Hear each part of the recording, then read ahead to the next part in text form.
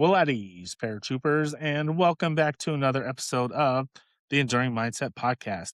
I'm your host, retired Army Staff Sergeant Kevin Kidder. Unlike most of my episodes, this is going to be a short, unscripted check in. I usually bring a guest on, but today I wanted to pause for a moment and mark where things are because something meaningful is happening behind the scenes. The Invisible Veteran is nearly ready to go to press. The cover is approved, final edits are underway, and this project has crossed a line from being something personal to something real. I didn't want to just let the moment pass quietly.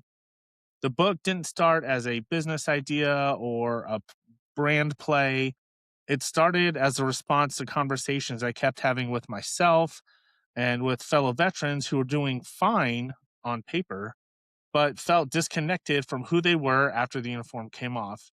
And that's the gap the book exists to serve. Let me be clear about something. This is not a memoir, it's not a war story highlight reel, and it's not a book about me. Is my story woven throughout the book? Yes, but those stories only serve as reference points, something to enhance connection to the reader and really drive home the theme of that specific chapter. The book itself is about identity, purpose, and connection after service and how to build those things intentionally. It's written first and foremost for veterans, but it's also for the spouses, parents, friends, leaders, and anyone who wants to understand what transition actually looks like beneath the surface. It's designed to be framework and not a trophy case. So going to press means I'm no longer just responsible for myself. I'm responsible to the people who will pick the book up at the right moment in their life. Maybe when they're quietly struggling, maybe when they don't yet have the words for what they're feeling. That responsibility has guided every edit, every rewrite, and every decision about what stays and what goes. And it's also why I've been thinking a lot about preparation. With the NFL and college football playoffs underway, I find myself paying less attention to the games themselves and more attention to everything that happens before kickoff.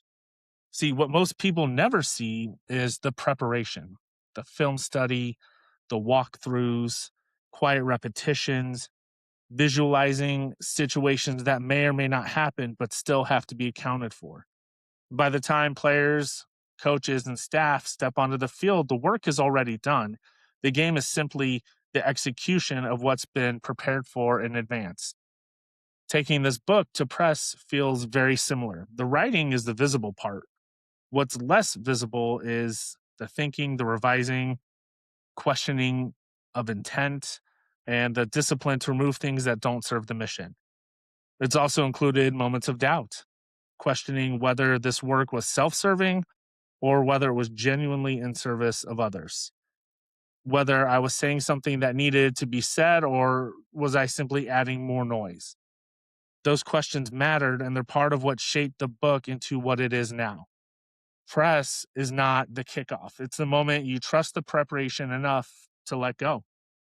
And just like in football, once that moment arrives, you stop adjusting the plan and commit to executing it with integrity. I want to take a moment to acknowledge the team at Ballast Books. That's my publisher. Publishing is often talked about in terms of speed or scale. What I've experienced instead has been care, attention, professionalism, and an uncommon level of patience. I'm a first time author, and the editorial process to the design work, to the conversations around intent and the audience, Ballast Books, the entire team there has treated this project with respect, not just for the book itself, but for the people that it's meant to serve. And that matters. I am genuinely grateful for the time, effort, and thought they've invested and for way they've partnered with me throughout this process. Alongside that, the book tour is starting to take shape in a real way. I've received a confirmed yes from a VFW to host a stop on the tour, along with three very strong possibilities and interest from others. So right now, if you're a spades player, you would say I have one and three Ps. Um, and that's huge. That matters to me. Not because of scale or optics, but because these conversations belong in rooms where veterans already gather, places built on shared experience, not stages or spotlights. And that's how I want the book to be shared. Over the next coming weeks, I'll start sharing more about the book, the tour, and stories that are emerging along the way.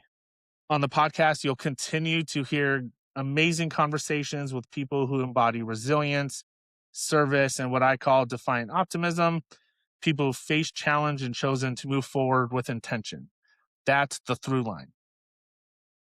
If you've been listening to this podcast, reaching out, or quietly following along, please know that you are part of this chapter. Thank you for being here, for the trust, for the conversations that continue to shape this work. And as usual, if you or someone you know is struggling, please call 988. Call a friend, a battle buddy, a mentor, whoever it is, just make sure they are a fountain, not a drain. And always remember, the world is better with you in it. And please, if you're not already doing so, please give us a like, a share, and a follow on Instagram, Facebook, X, Threads, and YouTube at enduring_mindset_enterprise. And check out the website at www.enduringmindsetenterprise.com. Until next time, thanks for listening. Onward, forward, fall out.